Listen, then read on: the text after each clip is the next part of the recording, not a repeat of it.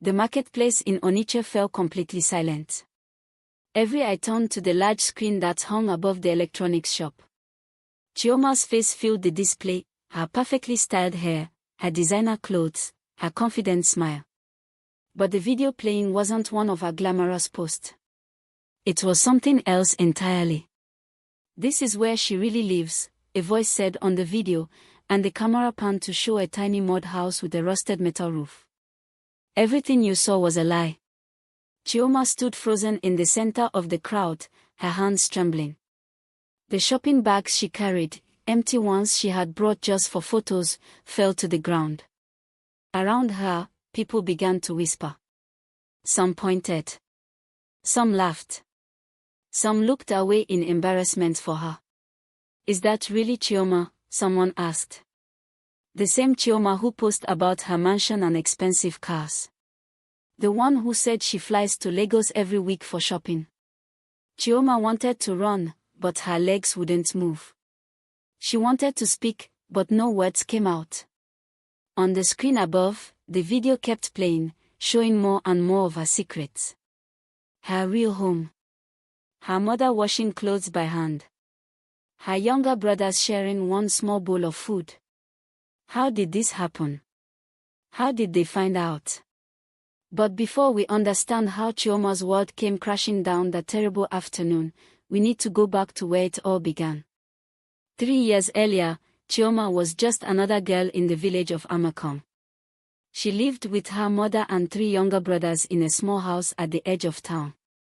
Her father had died when she was 12, leaving her mother to sell vegetables at the market to feed the family. Chioma was 16 years old and beautiful, with smooth dark skin and eyes that sparkled like stars. But in Amakom, being beautiful meant nothing if you were poor. The other girls at school wore nice clothes and carried phones that could take perfect pictures. Chioma wore the same 3 dresses over and over, and her phone was so old it could barely send a text message. Every day at school, she watched the popular girls take selfies and post them online. They talked about their followers and their likes. They showed off new shoes and handbags. Boys gathered around them like bees around honey. "Look at Ngozi," her friend Amara would say. "She has 5,000 followers now." Adana just posted a picture from her father's new car, another classmate would announce. Chioma would sit quietly, pretending not to care. But inside, something burned. A hunger.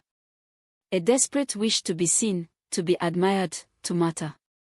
One evening, Chioma sat on the steps of her house, watching the sun set over the palm trees. Her mother came and sat beside her, wiping sweat from her forehead after a long day at the market. "Mama," Chioma said softly, "why are we so poor?" Her mother was quiet for a long moment. Then she said, "We are not poor in the things that matter, my daughter. We have each other. We have health. We have. But we don't have anything else." Chioma interrupted, something she had never done before. "I wear the same clothes until they fall apart. I eat gari and soup every single day. The other girls laugh at me, Mama. They laugh." Her mother's face grew sad. "I know it is hard, Chioma. But your father taught me something important before he died. He said that a person's worth is not in what they own, but in who they are." He said. "I don't want to hear about what Papa said." Chioma stood up, tears in her eyes. "Papa is gone. And his wisdom didn't put food on our table or clothes on our backs. I'm tired of being nobody, Mama. I'm tired of being invisible." She ran inside before her mother could respond, throwing herself onto the mat she shared with her brothers at night. She cried until her eyes hurt and her throat was raw. That night, lying in the darkness, Chioma made a decision. If she couldn't be rich in real life, she would be rich online. She would create a version of herself that everyone would admire. She would become someone important, even if that someone wasn't real. The next day after school, Chioma walked to the home of her Uncle Obi, who lived in the nicer part of Amakom. Uncle Obi had done well for himself. He owned 3 taxi cabs and lived in a house with real glass windows. "Uncle," Chioma said sweetly, "may I please borrow your phone? Mine is broken, and I need to send an important message for school." Uncle Obi, who had always liked his clever niece, handed over his expensive smartphone. "Don't be long," he said. "I'm expecting a call." Chioma took the phone and went to the back of the house where Uncle Obi's wife grew flowers. The flowers made a beautiful background, red and yellow and orange blooms that looked expensive. Chioma positioned herself carefully, holding the phone high to get the best angle. She took 20 pictures before she found one she liked. In it, she was smiling, the flowers behind her, the phone's quality making everything look perfect and bright. Then Chioma did something she had never done before. She went to her social media account, the one she rarely used because she had nothing good to post, and she wrote a caption full of lies. "Just enjoying the garden at my family's estate. Sometimes you need to stop and smell the flowers. Blessed life." She posted it and returned the phone to her uncle. That evening, lying on her mat, Chioma checked her old phone. The post had 12 likes. 12. She had never gotten more than 3 before, and those were usually from Amora and 2 cousins who felt sorry for her. The hunger inside her grew stronger. She wanted more. Over the next few weeks, Chioma became a master of illusion. She borrowed phones from relatives and friends, always with a different excuse. She found locations around town that looked expensive in photos: the front of the new bank, the lobby of the only hotel in the neighboring town of Nui, the parking lot where luxury cars sometimes stopped. She learned to crop photos so you couldn't see the truth around the edges. She learned which filters made cheap clothes look designer. She learned to pose like the girls in magazines, to smile like someone without worries. Her follower count grew. 50. Then 100. Then 300. People at school started noticing her. "Chioma, I didn't know your family was so wealthy," said Ifioma, one of the popular girls who had never spoken to her before. "Oh, we keep it quiet," Chioma said, her heart pounding with the thrill of the lie. "My mother doesn't like to show off." Boys started sending her messages. "You're so beautiful. You must have so many admirers." For the first time in her life, Chioma felt powerful. She felt seen. But keeping up the lies required more and more effort. She needed better locations, better props, better everything. The small town of Amakom couldn't provide what she needed anymore. That's when Chioma made her biggest decision yet. She told her mother she had been offered a job in Onitsha, the big city 2 hours away. It was a lie, but her mother, desperate for any extra money, believed it. "Are you sure you'll be safe?" her mother asked worriedly. "Yes, Mama. My friend Amora's aunt will let me stay with her. I'll send money home every month." Another lie. Amora's aunt didn't even know Chioma was coming. When Chioma arrived in Onitsha, the city overwhelmed her. Cars everywhere, tall buildings, people rushing past without looking at each other. She had never seen so much wealth and so much poverty existing side by side. She found a tiny room to rent in a crowded compound where 10 families shared one bathroom. The room was barely big enough for a mattress, and the walls were thin enough that she could hear every conversation, every cry, every argument from the neighbors.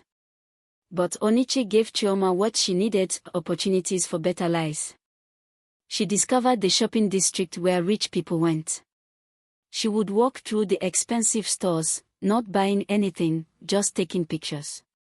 She held up designer bags and expensive shoes, snapping photos before the shop attendants could chase her away. She found the restaurants where wealthy people ate. She would sit at a table, order only water, wait until the people next to her got their food, and then angle her phone to make it look like the fancy dishes were hers. She discovered that the lobbies of expensive hotels didn't ask questions if you walked in confidently. She would stride through the doors like she belonged there, take photos on the plush couches and in front of the chandeliers, and leave before security noticed. Her social media account exploded. 1,000 followers. 5,000. 10,000. The comments poured in. "You're living my dream life. How did you get so successful so young? You're such an inspiration. Can you teach me your secrets?" Each compliment fed the hunger inside Chioma. Each like made her feel more real. She was no longer invisible. She was no longer nobody. She created entire stories about her fake life. She talked about her family business in vague terms. She posted about tough decisions she had to make as a young entrepreneur. She shared motivational quotes about hard work and success. The lies grew bigger and bigger, like a palm tree growing toward the sky. And Chioma climbed higher and higher up that tree, never looking down, never seeing how far she would fall. One day, a message appeared in her inbox. It was from a man named Dubom who claimed to work for a major company in Lagos. "We've been following your account," the message said. "We're impressed by your lifestyle and your influence. We'd like to offer you a partnership. We'll pay you to promote our products to your followers." Chioma's hands shook as she read the message. Real money. For her fake life. She wrote back immediately, trying to sound professional and experienced. They agreed to pay her 50,000 naira for 5 posts about their luxury watch brand. 50,000 naira. That was more than her mother made in 3 months of selling vegetables. But there was a problem. To promote watches, she needed to look even more successful. She needed better backdrops, better clothes, better everything. Chioma took the advance payment they sent her and made a dangerous choice. Instead of being smart with the money, instead of saving it or sending most of it home to her mother like she had promised, she spent almost all of it on one designer dress and a day at a professional photo studio. The photos came out perfect. Chioma looked like a millionaire. She posted them with captions about investing in yourself and dressing for the success you want. Her followers went crazy. 20,000 likes. Hundreds of comments. Her account was verified, that little blue check mark that meant she was somebody important. More companies contacted her. More money came in. But more money also meant more pressure to maintain the image. She rented expensive clothes she couldn't afford. She hired photographers to follow her around wealthy neighborhoods. She ate one meal a day so she could afford to take photos at expensive restaurants. Behind the scenes, Chioma was falling apart. She owed money to 3 different people. Her tiny room had no electricity half the time because she couldn't pay the bills. She was losing weight because she wasn't eating enough. At night, alone on her thin mattress, she would cry silently, wondering how she had gotten into this trap. But in the morning, she would put on makeup, style her hair, and go out to create more lies. Then one afternoon, Chioma received a message that made her blood run cold. "I know who you really are. I know where you really live. I know everything. If you don't want everyone else to know, you'll pay me 100,000 naira by the end of the week." Chioma stared at the message, her heart pounding so hard she thought it might burst through her chest. Someone knew. Someone had discovered her secrets. She looked at the profile of the person who sent the message, but it was a blank account with no photo and no post. No way to know who it was. Her hands trembling, she typed back, "Who are you? What do you want?" The response came immediately, "I want what you have been pretending to have. Money. Pay me, or I'll expose everything. I have videos of your real house. Photos of your mother at the market. Everything." Chioma felt sick. 100,000 naira. She didn't have that kind of money. She had already spent everything on maintaining her fake image. She tried to negotiate. She tried to beg. But the blackmailer wouldn't budge. "You have 1 week," came the final message. Or everyone will know that Chioma the influencer is really just a poor village girl living in a slum. Chioma spent the next 6 days in complete panic. She tried to get a loan, but no bank would lend to her. She tried to ask the companies she worked with for advance payments, but they refused. She thought about telling her mother the truth and asking for help, but shame stopped her. On the 7th day, with no money and no options, Chioma decided to do something desperate. There was a businessman named Chief Okafor who had been sending her messages for months, offering her opportunities if she would meet him privately.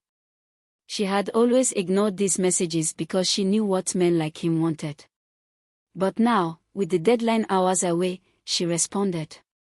"I'll meet you," she wrote. "But I need money first." Chief Okafor agreed immediately. They arranged to meet at a restaurant in the wealthy part of Onitsha that afternoon. Chioma borrowed clothes from a friend, did her makeup carefully, and practiced her fake smile. She felt dirty before she even left her room, but what choice did she have? She arrived at the restaurant early and waited, her stomach churning. But Chief Okafor never came. Instead, at exactly 3 o'clock, the large screen in the restaurant, the one that usually played music videos, suddenly changed. And there was Chioma's face. And there was her real house. And there was the truth she had been hiding. The video began to play, and Chioma's carefully constructed world started to crumble. The voice on the video said, "This is Chioma. You know her as a successful influencer. But everything you know is a lie." People in the restaurant turned to look at the screen. Then they turned to look at Chioma, recognizing her face.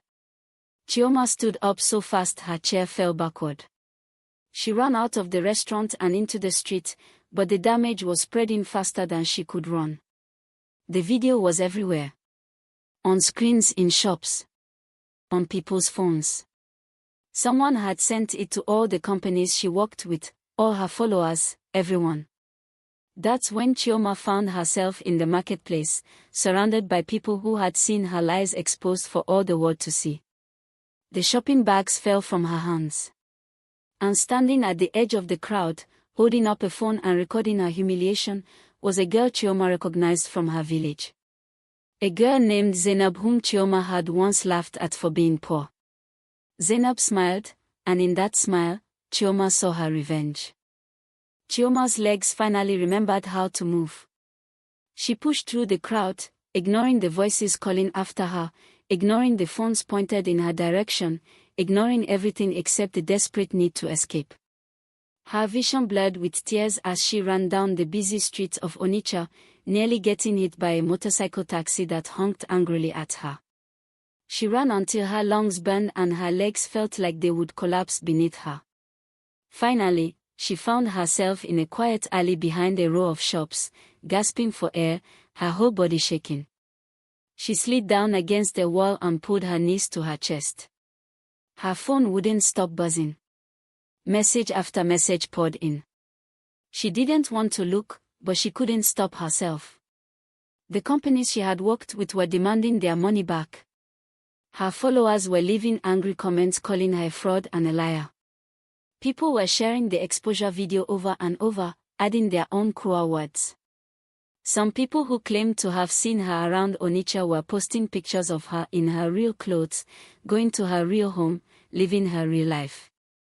"I saw her digging through the discount bins at the market," one post said. "She lives in the fake slums," another revealed. "I've seen her washing clothes outside." Everything was fake.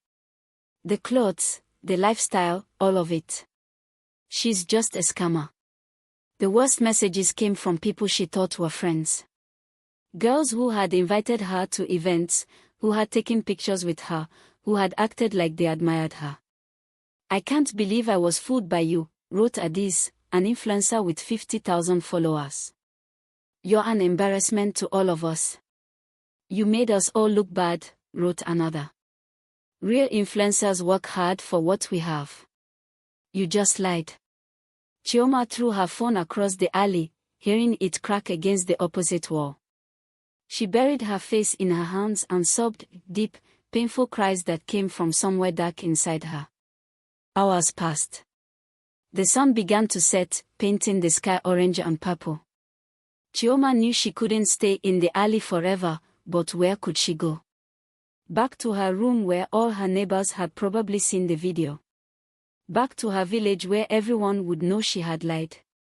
As darkness fell, Chioma finally stood up on shaky legs. She retrieved her cracked phone from where it had fallen. The screen was shattered, but it still worked. She had one place left to go, one person who might still accept her. Her mother. The bus ride back to Amakom took 3 hours, and every minute felt like torture. Chioma kept her head down, terrified that someone would recognize her. Twice, she heard people watching the exposure video on their phones, laughing and commenting. She pressed herself against the window and pretended to sleep. When the bus finally stopped in Amakom, it was nearly midnight. The village was quiet, with only the sounds of crickets and distant dogs barking. Chioma walked slowly toward her mother's house, her feet heavy with shame. A light was on inside. Her mother was still awake. Chioma stood outside the door for a long time, unable to knock. How could she face her mother after everything? After the lies, after running away to the city, after becoming exactly what her father would have been ashamed of. Finally, the door opened. Her mother stood there in her old nightgown, her face lined with worry and exhaustion. She looked at Chioma for a long moment, and Chioma waited for the anger, the disappointment, the rejection she deserved. Instead, her mother opened her arms. "Come inside, my daughter," she said softly. Chioma collapsed into her mother's embrace and cried like she hadn't cried since she was a small child. Her mother held her, saying nothing, just stroking her hair the way she used to when Chioma had nightmares. Inside the small house, Chioma's 3 younger brothers were asleep on their shared mat. Her mother led her to the back room and sat her down on the old wooden stool. "I saw the video," her mother said quietly. "Someone at the market showed me this afternoon. Everyone was talking about it." Chioma couldn't look at her mother's face. "I'm sorry, Mama. I'm so sorry. I just wanted to be somebody. I wanted people to see me. I know what you wanted," her mother interrupted gently. "You wanted what every young person wants. To feel important. To feel valued. To feel like you matter. But I did it the wrong way," Chioma whispered. "I lied to everyone. I lied to you. I said I had a job, but I was just pretending to be rich on the internet. I took money from companies by lying about who I was. I'm a fraud, Mama. Everyone is right about me." Her mother was quiet for a moment. Then she said something Chioma didn't expect. "You are not a fraud, Chioma. You are a young girl who made mistakes. Big mistakes, yes. But mistakes that came from a place of pain." Chioma finally looked up at her mother. "How can you be so kind to me? I embarrassed you. I embarrassed our whole family. Everyone in the village must be laughing at us." Her mother smiled sadly. "Let them laugh. Their laughter will fade. But you are my daughter, and that will never change. Your father used to say that people are not defined by their worst moments, but by what they do after those moments." "What can I do?" Chioma asked desperately. "My life is over. Everyone knows I'm a liar. I owe people money. I can never show my face anywhere again." "Your life is not over," her mother said firmly. "It's just beginning in a new way. A true way." That night, Chioma slept on her old mat with her brothers, feeling both comforted and terrified. Comforted by being home, but terrified of what would come next. The next morning, Chioma woke up early to the sounds of the village coming alive, roosters crowing, people calling greetings to each other, the distant sound of someone pounding yam. For a moment, before she fully woke up, she forgot about everything that had happened. Then reality came crashing back. Her mother was already up, preparing breakfast. The smell of beans cooking filled the small house. "Mama," Chioma said, "I need to go apologize to everyone I lied to. Starting with Uncle Obi." Her mother nodded. "That's a good first step." Uncle Obi's house was only a 10-minute walk away, but it felt like the longest journey of Chioma's life. Along the way, people stared at her. Some whispered. Some looked away quickly. Mrs. Adebayo, who sold fish at the market, actually laughed and called out, "Look who's back. The famous influencer." Chioma kept walking, her face burning with shame. Uncle Obi was sitting on his porch when she arrived. He saw her coming and his face grew stern. "Uncle," Chioma said, her voice barely above a whisper, "I came to apologize. I used your phone to take pictures and pretend they were mine. I lied about my life. I'm sorry." Uncle Obi studied her for a long moment. "I heard what happened," he said. "The whole village heard. The whole country probably heard." "Yes, Uncle." "Do you know why what you did was wrong?" he asked. Chioma had thought about this all night. "I know it was wrong to lie. But I think I'm beginning to understand that it was wrong for deeper reasons. I made people feel bad about their real lives by showing them a fake perfect life. I made young girls think they needed expensive things to be valuable. I took money from companies by pretending to be someone I wasn't. And worst of all, I was ashamed of my mother, my family, my real life. That was the biggest sin." Uncle Obi's expression softened slightly. "At least you're starting to understand. But understanding is not enough, Chioma. What will you do now?" "I don't know yet, Uncle. But I want to make it right somehow." "Then start by making it right with yourself," Uncle Obi said. "You can't fix everything you broke, but you can build something new. Something true." Over the next few days, Chioma visited everyone she had borrowed from, everyone she had lied to, everyone she had involved in her deception. Most people were angry. Some refused to even speak to her. But she kept going, kept apologizing, kept trying to face what she had done. The hardest visit was to her friend Amora, whose aunt's name Chioma had used when she lied about having a place to stay in Onitsha. Amora opened the door and her face went cold when she saw Chioma. "What do you want?" "I want to apologize," Chioma said. "I used your aunt's name without permission. I lied about staying with her." I know what you did," Amora interrupted. "Everyone knows everything now. The whole internet knows. You made me look like a fool, Chioma. I defended you when people said you were lying. I told them you were my friend and you would never do that. I know. I'm sorry." "Sorry doesn't fix it," Amora said, her eyes filling with tears. "I trusted you. We were friends since primary school. How could you become someone I don't even recognize?" That question haunted Chioma for days afterward. How had she become that person? When had the lies started feeling more real than the truth? A week after returning home, Chioma received an unexpected message on her cracked phone.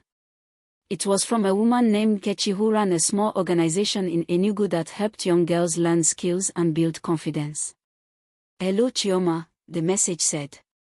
"I saw what happened to you. I know you must be going through a very difficult time. But I wanted to reach out because I think your story, as painful as it is, could help other young girls avoid making the same mistakes. Would you be willing to talk to me?" Chioma's first instinct was to delete the message. She didn't want to talk about what happened. She didn't want to relive the humiliation. But something made her hesitate. Maybe this was the start of what Uncle Obi had talked about, building something new, something true. She wrote back, "Yes. I'll talk to you." 2 days later, Nkechi came to Amakom to meet Chioma. She was a woman in her 40s with kind eyes and a warm smile. They sat under the big mango tree behind Chioma's house, and Nkechi listened as Chioma told her everything, not just about the lies, but about why she had started lying in the first place. I felt invisible, Chioma explained. I felt like I didn't matter because I didn't have things. And social media made it look so easy to become someone important. Just post some pictures, get some likes, and suddenly you're valuable. Nkechi nodded thoughtfully. You're not alone in feeling that way, Chioma. So many young people are struggling with the same thing. Social media has created a world where it seems like everyone else is living a perfect life. But most of it is performance. Even the people who seem the most successful are often hiding their own struggles. But some people really do have those lives, Chioma said. Some influencers really are rich. Yes, some are. But even for them, the reality is usually more complicated than what they show online. The problem isn't wanting a better life, Chioma. The problem is believing that your value as a person comes from what you own or how many people admire you. Over the next hour, Nkechi shared her own story. She had once been caught in a similar trap, trying to impress people by pretending to be more successful than she was. It had cost her friendships, money, and nearly destroyed her sense of self. But I learned something important, Nkechi said.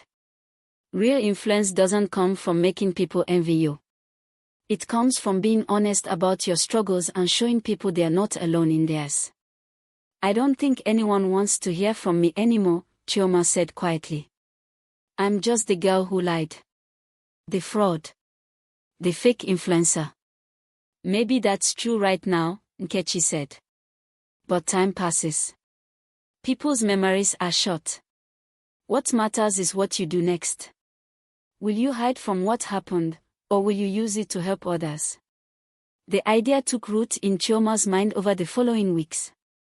She started writing, just for herself at first, about her experience. She wrote about the hunger for validation. The way the lies grew bigger and bigger. The panic when it all started to fall apart. The shame of being exposed. Writing it all down was painful, but it was also freeing. For the first time since the exposure, Chioma felt like she could breathe. One evening, as she was writing by candlelight because the electricity was out, her mother came and sat beside her. What are you working on? Her mother asked. I'm writing about what happened, Chioma said. About why I did what I did. I think maybe I need to share it. Not to make excuses, but to help other young people understand the trap I fell into. Her mother smiled. Your father would be proud of that. Not of what you did, but of how you're facing it now. Do you really think so? Chioma asked, her eyes filling with tears. I know so, her mother said firmly. It takes no courage to run away from your mistakes. It takes great courage to stand in the truth of them. The next morning, Chioma did something that terrified her. She opened her social media account, the one that now had half the followers it used to have, the one filled with angry comments and disappointed messages, and she posted something new.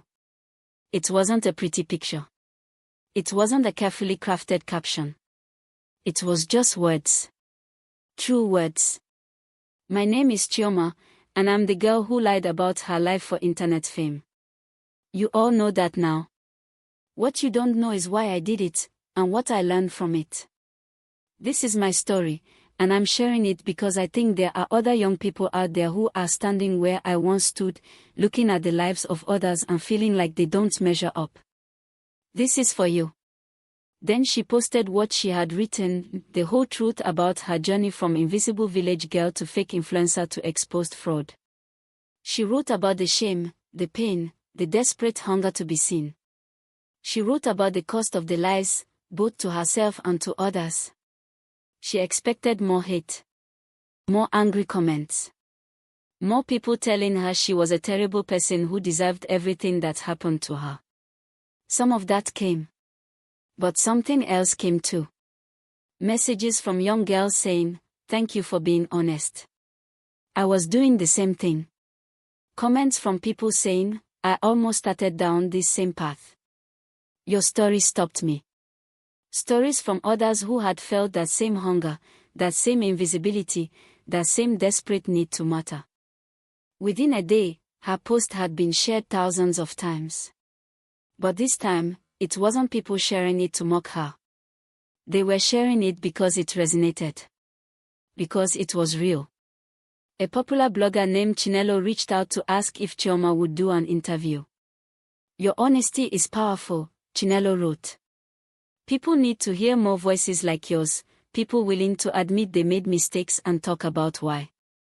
Chioma agreed, even though the thought of being in the spotlight again made her stomach turn. The interview was conducted over video call, with Chioma sitting in her small house, no filters, no makeup, no pretense. Just her real self in her real environment. Chinelo asked hard questions. "Did you feel guilty while you were lying?" "Yes and no," Chioma answered honestly. "At first, I felt guilty. But then the lies became normal. I convinced myself that everyone was doing it, that it wasn't really hurting anyone. I was wrong." What would you say to young people who look at influencers and feel like their own lives aren't enough? Chioma thought carefully before answering. "I would say that the comparison game has no winners. There will always be someone with more money, more followers, more beauty, more success. If you base your worth on having more than others, you'll never be satisfied. But if you base your worth on being true to yourself, on treating people well, on growing and learning, that's something no one can take from you." The interview went viral. Within days, Chioma had been contacted by schools asking her to come speak to students about social media and self-worth. Youth organizations wanted her to share her story. Even some of the companies she had deceived reached out, not with anger this time, but with interest in having her talk about authentic influence. But success brought new challenges. As Chioma's honest story gained attention, the girl who had exposed her, Zainab, was watching with growing anger. Zainab had expected Chioma to be destroyed by the exposure. She had wanted Chioma to suffer the way Zainab herself had suffered when Chioma and other girls had laughed at her for being poor. Instead, Chioma was somehow becoming successful again, this time by being honest about her failures. It wasn't fair, Zainab thought. Chioma had lied and cheated and stolen opportunities that should have gone to honest people. And now she was being rewarded for admitting it. Zainab began commenting on Chioma's post, reminding everyone of what she had done. "Don't let her fool you again," Zainab would write. "She's just using her exposure to get attention. She hasn't changed." At first, Chioma tried to ignore the comments. But Zainab wouldn't stop. She created a whole social media account dedicated to exposing Chioma's continued lies. She found old posts, old pictures, old messages that made Chioma look as bad as possible. The campaign started to work. Some people who had begun to support Chioma started to doubt her again. "Maybe Zainab is right," they said. "Maybe this is just another performance." Chioma felt her new beginning starting to crumble. She had been honest, she had apologized, she had tried to make things right. What more could she do? One night, unable to sleep, Chioma made a decision. She would go to Zainab and face her directly. The next day, Chioma took a bus to Onitsha, where Zainab now lived, and worked at a hair salon. She found the salon and walked inside, her heart pounding. Zainab looked up from braiding a customer's hair and her eyes widened with surprise. Then her face hardened. "What do you want?" Zainab asked coldly. "I want to talk to you," Chioma said. "Privately, if possible." Zainab laughed. "So you can lie to me some more?" "No thank you." "Please," Chioma said. "Just 5 minutes. I'll say what I need to say and then I'll leave." The customer in Zainab's chair looked back and forth between them with great interest. Finally, Zainab sighed. "Fine. 5 minutes. We can talk in the back." They went to the small storage room behind the salon. Zainab crossed her arms and waited. I came to apologize, Chioma began. Not for the influencer stuff, I know you don't care about that. I came to apologize for how I treated you in school. For laughing at you. For making you feel small. I was wrong, and I'm sorry. Zainab's expression didn't change. You think saying sorry fixes everything? No, Chioma said. I don't think sorry fixes anything. But I needed to say it anyway. I needed you to know that I recognize how I hurt you, and I regret it. You regret it now that you know what it feels like, Zainab said bitterly.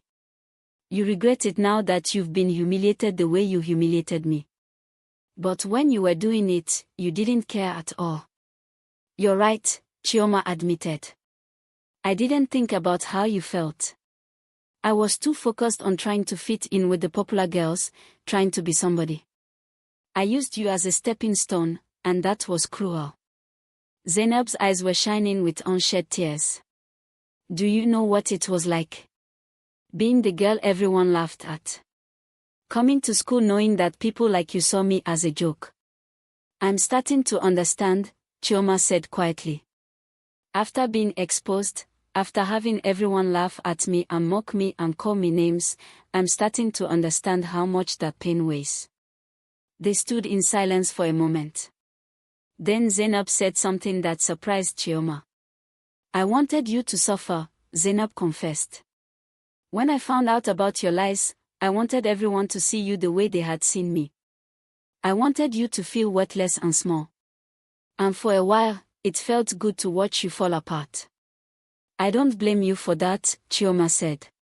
But then, Zainab continued, her voice cracking, you started being honest about it. You started helping other people. And I got so angry because you didn't deserve to be praised. You didn't deserve to have people forgive you and support you. I was the victim. I was the one who had been hurt first. Why did you get to be redeemed when I was still carrying all this pain? Understanding dawned on Chioma. This wasn't really about the influencer exposure. This was about something much deeper, about two girls who had both been hurt by a world that told them they weren't enough.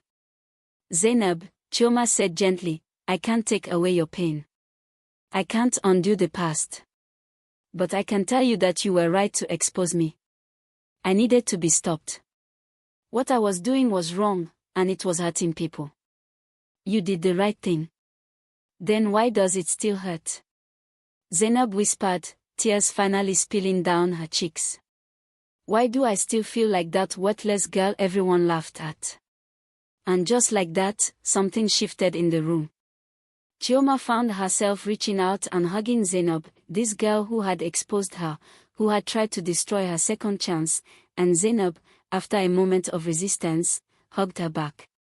They both cried, two young women who had learned painful lessons about worth and validation and the cruel games people play to feel important.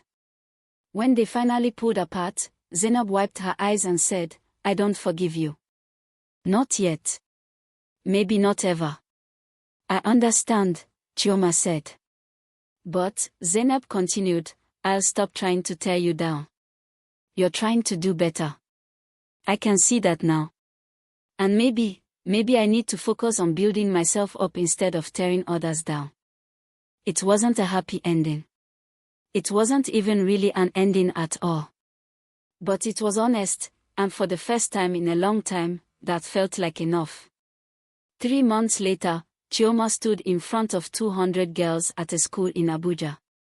She had been invited to speak about social media, self-worth, and the dangers of comparing yourself to others. She looked out at the faces in the audience, some skeptical, some curious, some clearly dealing with their own insecurities, and she began to speak. My name is Chioma, she said, and I'm going to tell you about the time I became famous for all the wrong reasons. As she told her story, the real version, with all its ugly truths, she saw girls nodding. She saw recognition in their eyes. She saw the same hunger she had once felt, the same desperate wish to be seen and valued. When she finished speaking, the questions came fast. How do you deal with people who still call you a fraud? I remind myself that I was a fraud, and that's okay. I don't have to pretend I wasn't. I just have to make sure I'm not one anymore. Do you ever want to go back to being an influencer? Every day, Chioma admitted honestly. There's still a part of me that misses the attention, the validation, the feeling of being important. But now I know that feeling was empty. Real importance comes from helping others, not from getting likes. What if we can't afford to look good in pictures? What if we really are poor? Chioma smiled. Then you're exactly like me. And I'm here to tell you that being poor in money doesn't mean being poor in worth. The richest person I know is my mother, who sells vegetables at a market and raised 4 children alone. She never needed designer clothes or thousands of followers to be valuable. She just needed to be herself, kind, strong, and true. After the talk, several girls approached Chioma privately. They shared their own stories of feeling inadequate, of comparing themselves to others, of being tempted to create fake lives online. One girl named Blessing said, "I was just about to start doing what you did. I had already taken pictures at my rich cousin's house, pretending they were mine. But hearing your story, I don't want to end up where you did." Then don't, Chioma said simply. It's that easy and that hard. Just don't take that first step down the path of lies. Because once you start, it gets harder and harder to turn back. Weeks turned into months. Chioma continued to travel, speak, and share her story. She worked with Nkechi's organization, helping to create programs for young girls about building real confidence instead of fake personas. She also went back to school, not the school in Amakom where everyone knew her story, but a new school in a different town where she could start fresh. She studied hard, determined to build a real future instead of a fake one. The companies she had deceived decided not to pursue legal action against her, partly because she was working to pay them back little by little, and partly because her honest story had actually helped their brands by showing the importance of authenticity. Her social media following grew again, but this time it was different. The people who followed her now weren't following a fantasy. They were following a real person, flawed, learning, growing. One day, Chioma received a message from someone unexpected. It was from the blackmailer, the person who had threatened to expose her unless she paid them money. "I've been following your journey," the message said. "I want you to know that I'm sorry for what I did. I was angry and hurting, and I wanted to hurt you back.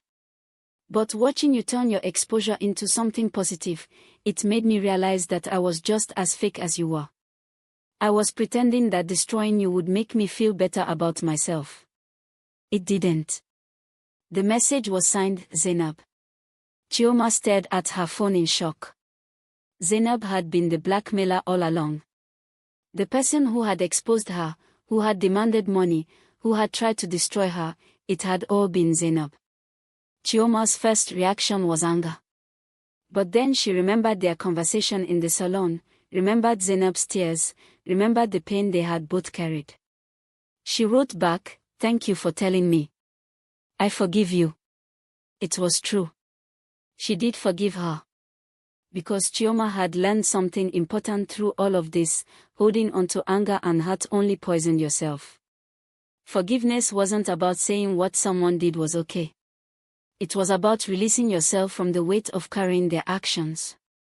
A year after her exposure, Chioma stood in the same marketplace in Onitsha where her fake life had come crashing down.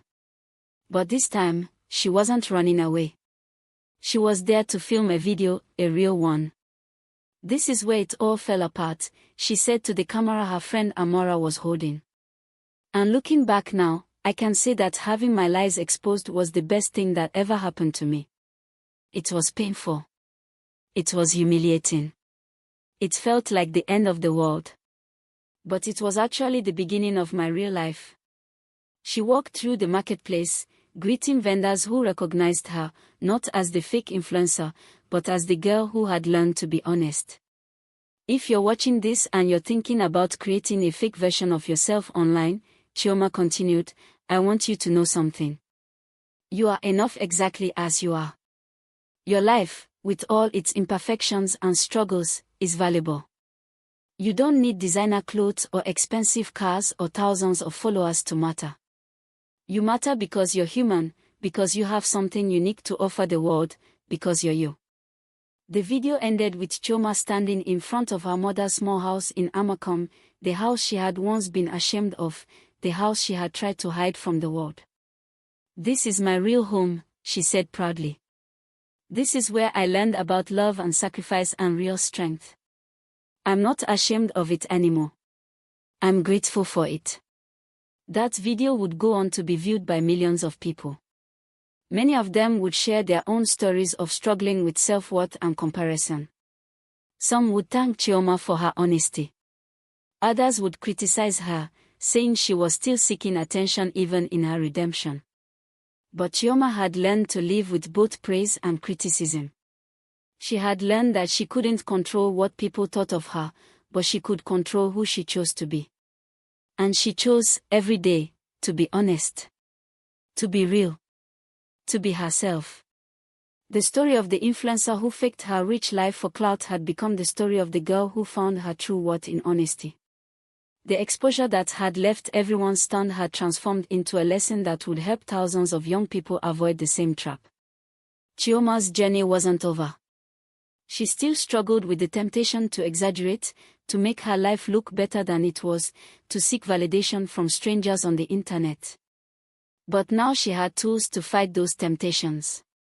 She had her mother's wisdom, her own hard-learned lessons, and a community of people who value truth over performance. And on the hardest days, when Chioma felt that old hunger returning, that desperate need to be seen and admired, she would look at herself in the mirror and remember the girl she used to be. The girl who was so afraid of being nobody that she became someone false. Then she would remind herself, "I am Chioma. I am my mother's daughter. I am enough." And slowly, day by day, she was learning to believe it.